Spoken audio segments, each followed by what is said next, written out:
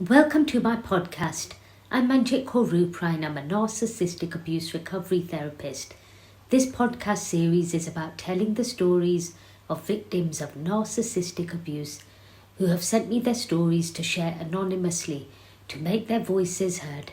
If you have a story you would like me to tell about you, contact me via my website. A few weeks ago, I told a story about Jessica and Derek. Jessica shared her story of being abused in a 20-year-long marriage with Derek. Jessica had her hopes and dreams of a happy marriage stolen and was betrayed and abused in an unimaginable way.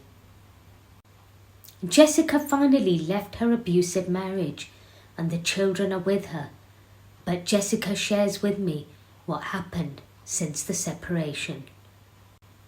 Jessica continues to go through post-separation abuse and it has been a challenge leaving. She's happy she took the first step to leave to give her and the children the space they need, but things continue to be a battle in the aftermath. To listen to the first part of Jessica's story, go to episode 9.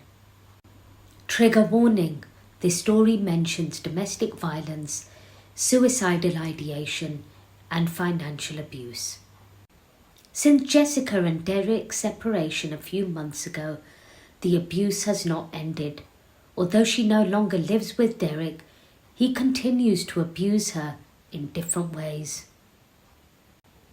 Jessica thought that on leaving things would get better and Derek would leave her alone, but the tactics of abuse have changed. He abuses her in a different way that she didn't think would happen, in a much more passive-aggressive way. Before, Derek would become physical, but he has found other ways to cause turmoil in her life now that she is no longer with him. She believes the post-separation abuse has escalated as Derek has lost control of her. The once devoted Jessica is no longer devoted to Derek, and she is no longer a source of supply for him, but he tries to get supply from her in other ways. As Jessica tries to recover from her 20-year ordeal of being married to Derek, she faces many challenges, setbacks, and ups and downs. This is what has happened since the separation. She tells me it is not easy leaving, but she would never go back to a life of hell with Derek. As Jessica tries to find peace in her house, there are always challenges and setbacks. One day Jessica was going through her mail and one particular letter stood out to her, saying something about retirement homes on the envelope. Jessica opened it and there was an invitation to her to join the retirement community. Jessica thought nothing of it, but then she began to receive these invitations every month. Jessica put 2 and 2 together, that this was no coincidence. She traced back memories when her mother-in-law would tell her she is old, even though she is younger than her son. She received these letters every now and again when Derek lived with her, but she didn't think anything of it. But these were becoming frequent since Derek moved out.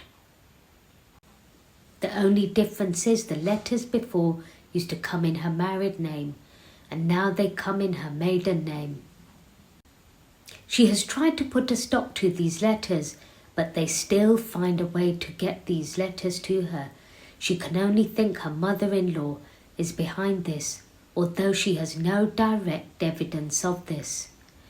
Things were peaceful for a bit when she left Derek, but then months later she received more letters, and she has no idea how they keep on finding a way to get these letters to her. The worst letter she received was from a funeral home, sent in her maiden name, that talked about preparing for the end of Jessica's life and making funeral arrangements. Jessica was shocked. She is young and never signed up to receive these letters. She was horrified and could only think Derek or his mum would be behind this. Jessica sent these letters to Derek and he pretended that he received these letters too, but she knows he never received them. He just said this so that he can cover for his family and make excuses for their behavior like he always did. The abuse just didn't end there with the spam letters. As if that wasn't enough to cause her pain, Derek began sending her monthly face creams for older women from a cosmetics company where Derek and his family are from. The picture on the packaging were of an elderly woman with long grey hair. Jessica felt dehumanized and humiliated to receive these creams as she was still young. She didn't ask for them, but it was another way to devalue her. During their 20 years of marriage, Derek would often call her old and devalue her appearance in the worst way possible. Jessica thought it was obvious Derek was doing this to hurt her. She asked him to cancel the subscription of the face creams, but Derek had it delivered to the house every month for a whole year. The abuse wouldn't end. It was much more subtle and less obvious, but she knew who was behind it all, Derek and his mum. One day she noticed some bad book reviews about her. She thinks Derek's mum has got a tech guy to write these book reviews.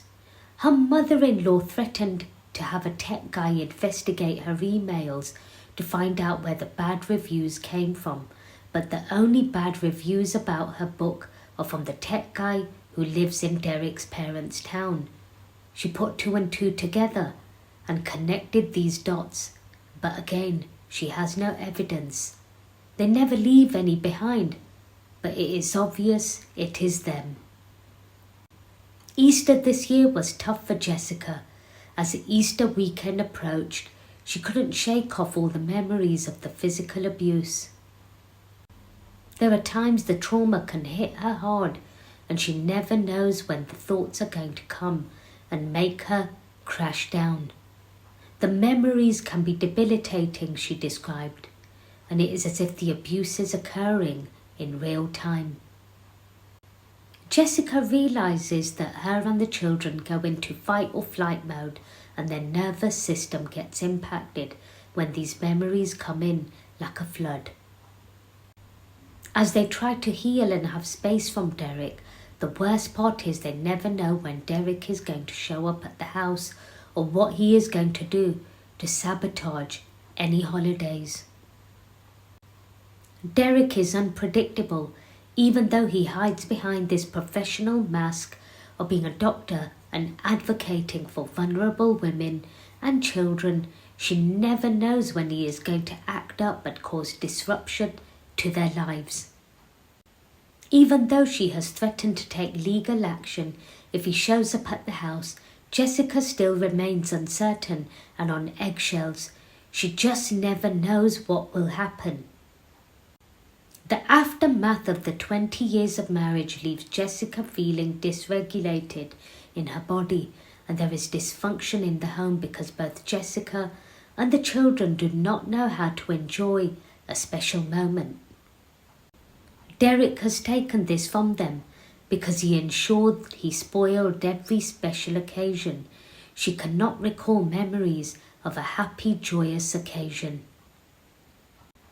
Derek robbed them from the joys of life and the happiness these moments should bring. He achieved his goal by destroying her, and that is exactly what he set out to do, she believes. But Jessica is a fighter, and she is going to get through this.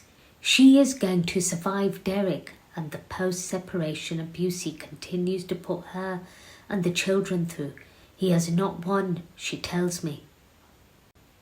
She tells me the memories hit her hard, and there are days she has no motivation to do anything. Other days are easier.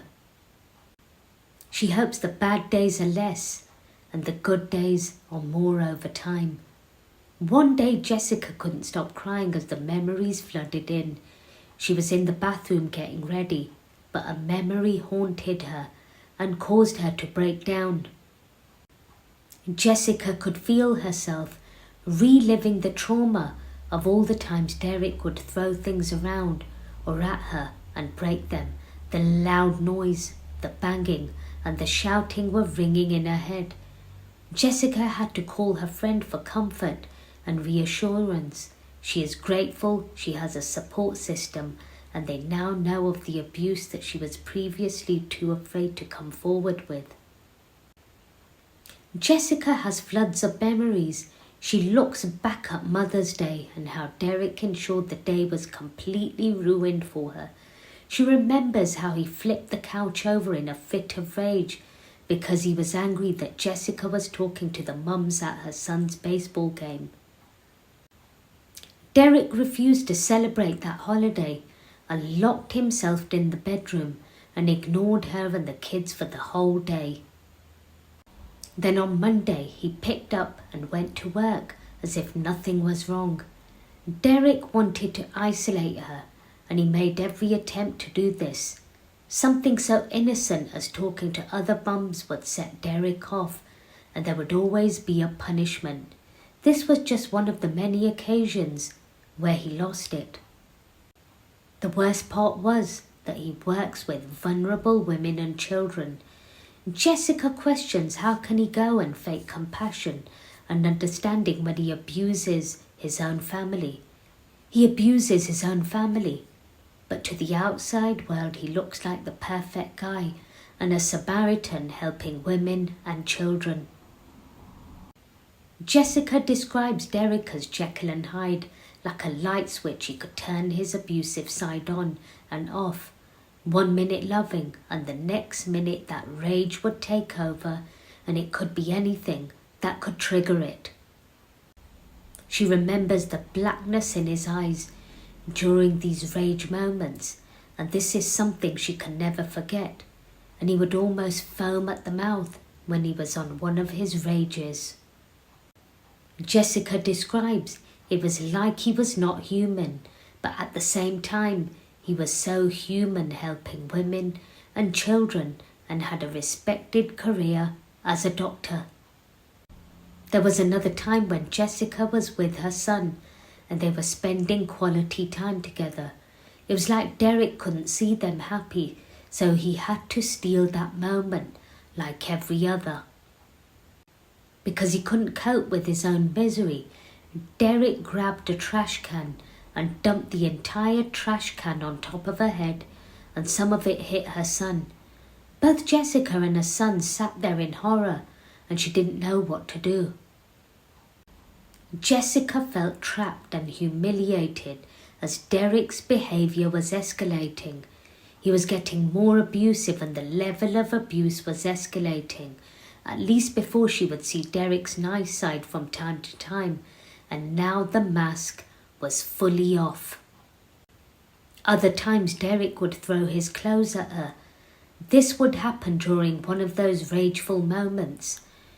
Jessica was in the mindset that if she could just change herself to not trigger Derek, everything would be okay. But she was never able to find what she had done. It was like nothing was good enough, and there was nothing she could do to prevent Derek's outbursts. As Jessica and the children tried to heal and have space from Derek, they tried to enjoy happy moments, but this can be hard. There are so many bad memories and so little good. When there is a happy moment, she cannot help but be anxious that something bad is going to happen. Derek ruined any celebration, and now it is hard to enjoy them, even though Derek is not living with them. Last Christmas was the first Christmas without Derek. As Jessica and the children enjoyed the day, Jessica had a flashback when one Christmas Derek smashed their gingerbread house that she had spent hours and hours making with the children. The children were devastated as they saw all the hard work they had put in be destroyed and go up like a puff of smoke. Instead of Derek being remorseful, he would then sit upstairs for weeks, not engaging with the family. Jessica accepts that Derek has displayed extreme unstable behaviour during their marriage. She made every attempt to change and to help him to change, but nothing worked. Jessica accepts that this is just how Derek is, and he has a hatred towards her, and there is nothing she can do. She's breaking out of the self-blame. Jessica looks back at a time when Derek told her he is going to kill himself. He started unwinding a metal hanger in their closet, and he told her he was going to stab himself with it. Jessica was shocked and didn't know what to do. She started crying with panic and freaking out and trying to console Derek and comfort him, but to her shock a smile came across his face and he stopped with the metal hanger and put it down. He then went downstairs and grabbed a knife and slept with it next to his side of the bed, and he locked the bedroom door. Jessica and the children stayed downstairs that weekend in fear of what could happen. During one of her birthday weekends, Jessica was in the bathroom getting ready, and of course Derek had to pick another fight. It was another happy occasion, and things always got worse during those times. In a rage, Derek started screaming and throwing her things around. She went to pick up one of her bags so he couldn't throw it again, but he used the bag to throw her in the bathtub. Jessica lay in the bathtub feeling helpless. Jessica's sister was visiting for her birthday, and she came running up the stairs as she heard the commotion, and she found Jessica sprawled in the bathtub. Jessica's sister said she had never heard anyone scream like that before as she stood there in panic. Her sister knew what Derek was like. He told Jessica to go ahead and call the cops, but he would just tell them that she hit him first and they were tussling over the phone. Derek was so calm and had it all planned out what he was going to say. Jessica again felt helpless and trapped. She tried to enjoy her birthday, but it was like he had sucked the joy out of her. During their whole marriage, Jessica and the kids felt like prisoners in their own home. Every closet door has a hole in it from when Derek punched it and showed his aggression. When Derek wasn't physically abusive, he would mentally wear everyone down, ignoring them for weeks and locking himself in their bedroom after work. It's like he wanted to destroy all the happiness in the home, and he did a good job of this. Then to further add insult to injury, he would act like the victim, and this was all too much to bear. Derek loved the mind games, and he loved the power he had over them, and nothing could stop him. No one could stop him or tell him that what he was doing was wrong. Other times he would walk into the house and give a middle finger to the Ring camera. He knew Jessica was watching. Jessica and the kids would call Derek the magician. When he was around, the things would disappear, and he was the only one that would be able to make them reappear. She couldn't tell you how many other things he may have, but the big one is her engagement ring. That has been missing for years, and she cannot locate it. Derek had told Jessica that she didn't deserve the ring, even though her family had paid for it. She also has a diamond ring, gold earrings, her prescription sunglasses, and other expensive jewelry go missing. Over the course of their marriage, Derek was extremely jealous of anything she owned of value and anything nice she would purchase for the kids.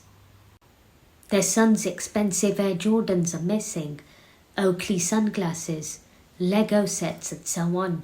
It was like Derek gained extreme pleasure in taking these things to never be seen again. Other times they would reappear and he would gaslight them. One night Jessica reflects back. She woke up in the middle of the night and something told her to check her car.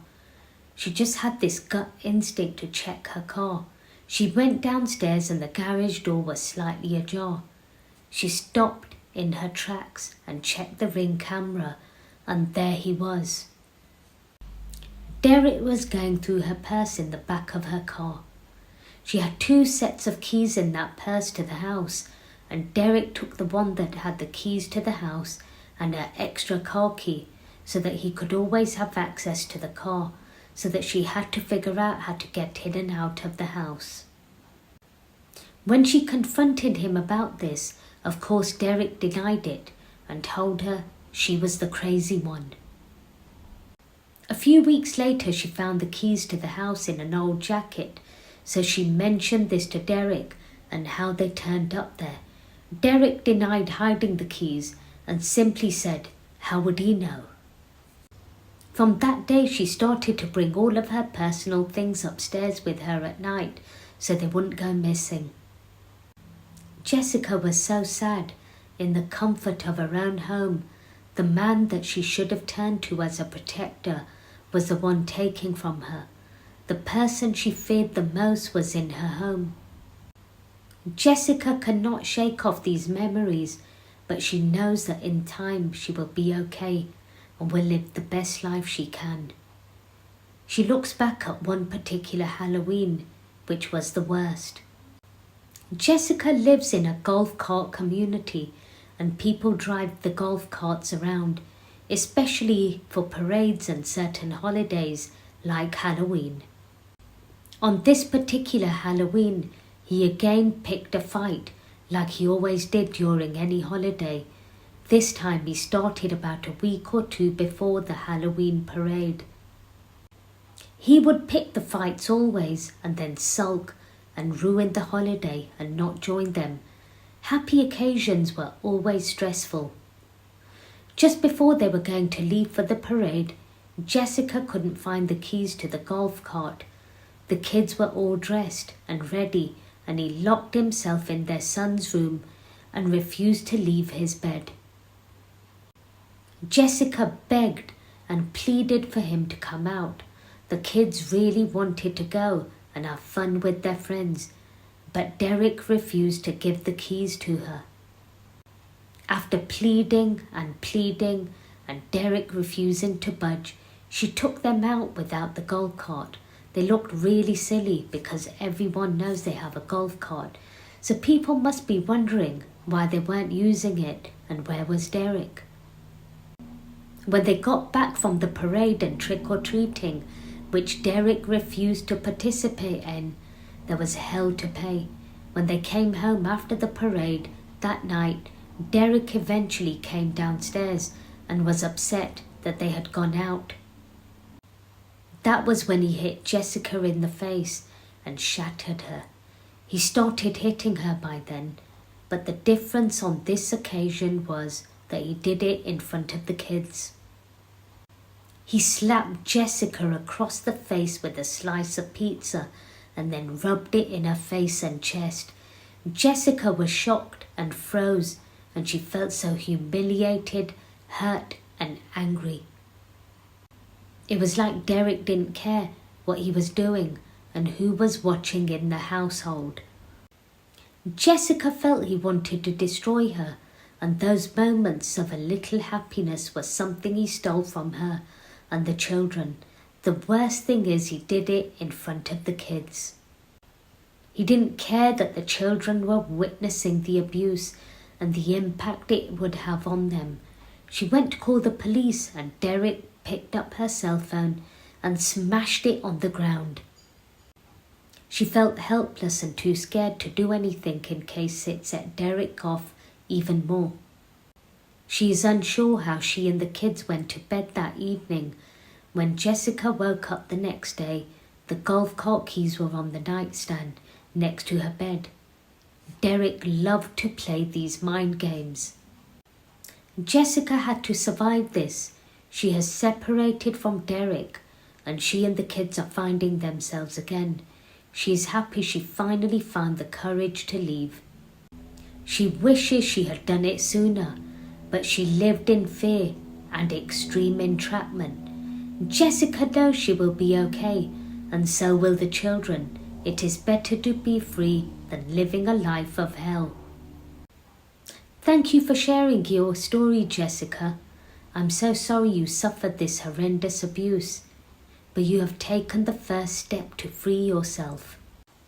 Jessica is going to update me with her journey. Thank you for allowing me to tell your story. You are a brave woman, and I wish you and your children every happiness in the world. Please like and share. If you have a story to tell, email me via my website. Thank you for tuning into this episode.